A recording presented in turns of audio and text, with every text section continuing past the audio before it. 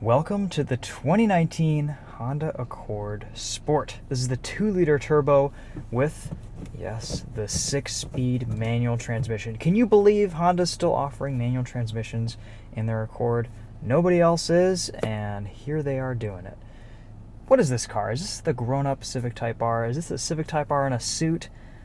I tend to think so after driving it for the last few days. Let's talk about the driving experience, what this thing is like behind the wheel tonight. I'm just going to give you guys a quick walk around, show you what the exterior looks like on this. You guys have seen these on the road. They're all over the place. People are buying them. They are, I think, really good looking cars. The Accord Sport has this blacked out front grille, which I think is really sharp. Acura style headlights, big 19-inch wheels wrapped in 235/40 19-inch tires. All seasons, not as grippy as they could be, but that's okay. We'll get to that a little bit later. We'll also do a daytime POV where I show you guys a true walk around, but all you need to know for this is it has a massive, massive boot. Tons of space back there, a small size spare tire, an enormous back seat. Look at all the space. This is my driving position. That's as much space as a Mercedes S-Class almost. Spacious interior. I think it looks great, and it drives pretty well. Let's go for a drive and talk about the experience. So, pricing on this Accord, this exact Accord, is $31,000. It's about $30,700. Add in destination comes to about $31,600 or so. For what you're getting, that's a lot of car for that money. I've been driving Mazda 3s the last couple weeks that were $32,000, and honestly, they're nice, but they don't hold a candle to the way this Accord drives. So I like to think of this as, this is the enthusiast spec driver's version of, here's what Honda could put together for someone who likes to drive, wants a fast sedan, but maybe doesn't want to swing for a Civic Type R, doesn't want the looks or the aggressiveness of that car. This 2-liter turbo is also replacing the old V6, which is honestly one of my favorite sedans I've ever driven.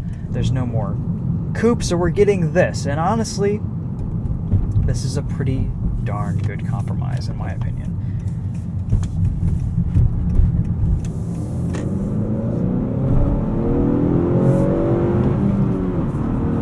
This 2-liter turbo pulls, and it pulls hard.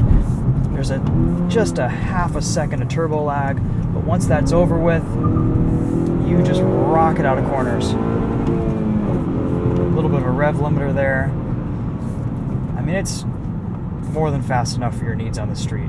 The power to weight in this is pretty good. 252 horsepower, but it feels like more for some reason.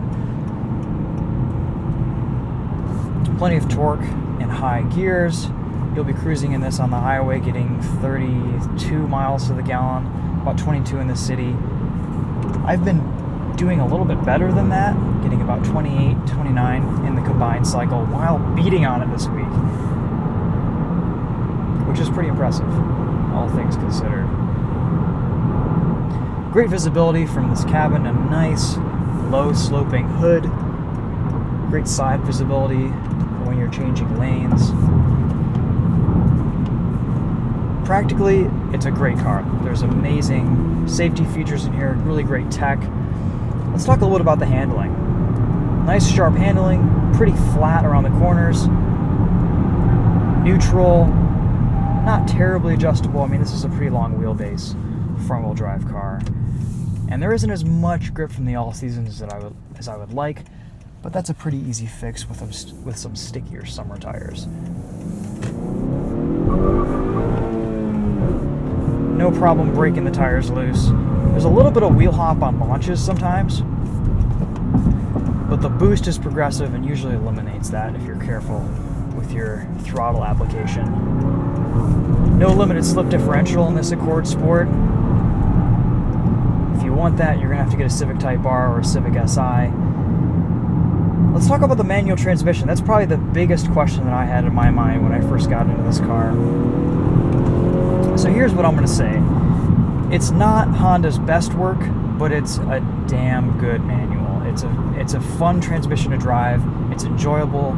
The 10-speed auto is also very good, but this manual is worth getting, in my opinion. Sometimes manufacturers have been cranking out these manuals and just doing kind of a half-assed job with them, and they're not worth buying because they're not any good to drive. They're not fun. They're not engaging. This is good. It works. It's not quite up to the level of shift feel with the old Accord Coupe V6 Sport, but it's the word on the street is this is the same manual transmission that's in the Civic Type R, and that has the most perfect shift feel.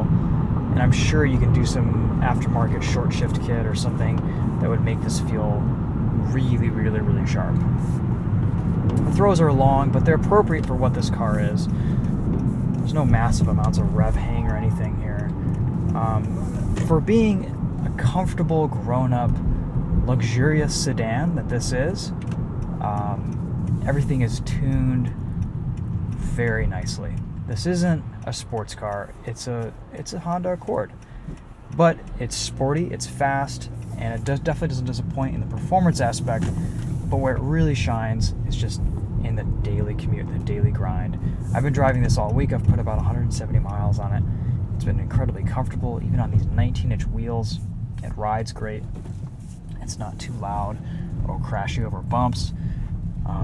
And for being a manual transmission car, the Honda sensing systems work very well. It's pretty interesting. Let's get on the highway. I'll show you guys radar guided cruise control.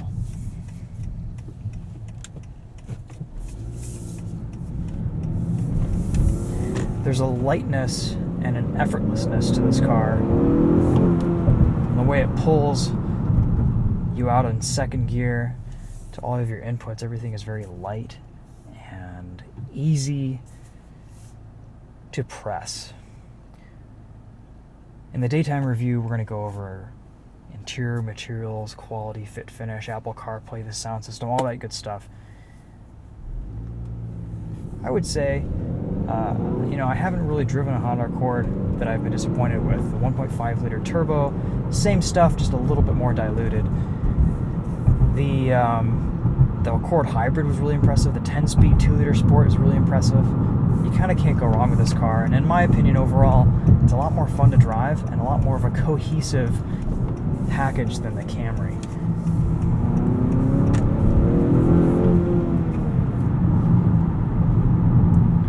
Alright, so very intuitive layout for the cruise control system. Really easy to operate and really easy to engage. Pretty much stays on all the time unless if you turn it off. So we'll set it here at 70 miles an hour. We can skip 5 mile an hour increments by holding, bump it up to 75 there. So you're wondering, this is a manual transmission. How does it work when you slow down to a speed lower than what 6th gear can handle? Well, what happens is you hit 1,000 RPM, if it'll brake automatically, and the cruise control just shuts off and it'll give you a little beep telling you to dip the clutch. Or you can maintain the cruise control that you're at and downshift, which is pretty cool. So you can shift while the cruise control is engaged and it won't mess with the system. Pretty cool way, pretty cool solution to the problem of automatic cruise control. Lane keep assist works as well as anything else, any other Honda that's out there. Does a pretty good job keeping you centered between the lines. But I wish other manufacturers would take note from this, because it's quite a good system and it's a creative solution to using these safety systems while retaining the manual transmission, which I think is awesome. So good on Honda for coming up with a solution and putting in the engineering to actually make this work with these systems, because it works well, and I think makes this a compelling purchase. This isn't a watered down sport version with a manual. This is everything you need. It has all the tech stuff, all the luxury. I would highly consider this as a daily driver personally, and I think it's a really great package. I'm very, very impressed with this new Accord Sport, And yeah, high marks. So, you know, guys, that pretty much sums it up for the driving experience. I think, you know, you need to go into this with the right type of expectations. This isn't a Civic Type R. It's not that hardcore. It's not that intense or as aggressive. This is a softened, more comfortable, sporty sedan that has some speed and some fun to it. You know, you can have a little bit of fun drag racing and beating Mustangs in this thing. It's a little bit of a sleeper, and I think, you know, maybe with a couple little modifications here and there, like a tighter shifter bushing or something like that, you might be able to tighten up that shift feel. But as it is, out of the factory, it's really good. It's a very well-rounded car. And I have a couple little complaints that I'll go over in my next video, but just to quickly mention them here, it's a little bit like the Mazdas, where the blind spot monitoring in the mirrors is a little bit aggressive.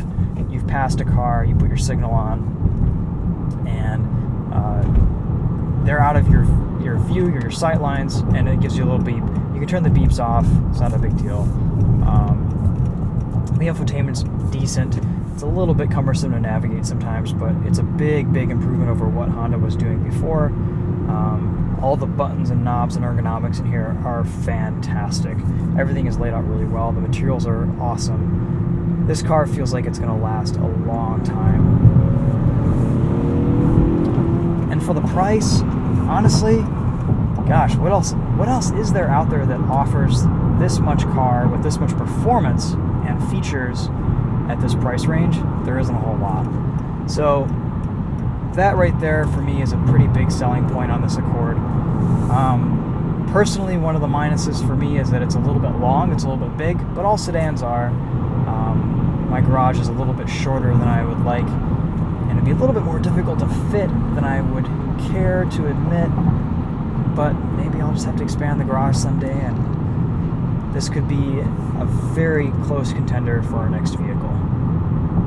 Probably not the manual, but maybe a hybrid would be the way to go for me. I think, you know, if I wanted a fun, sporty sedan, I would probably swing for the Type R. But if this was going to be my only vehicle, you kind of can't go wrong with this Accord Sport. You don't need a full race car to have fun, and this has always been kind of proof of that. I do miss the V6. That was just a sweetheart of an engine. But the way this 2-liter turbo pulls, it's not bad, and it definitely has a lot of torque, which is not something Hondas have had in the past.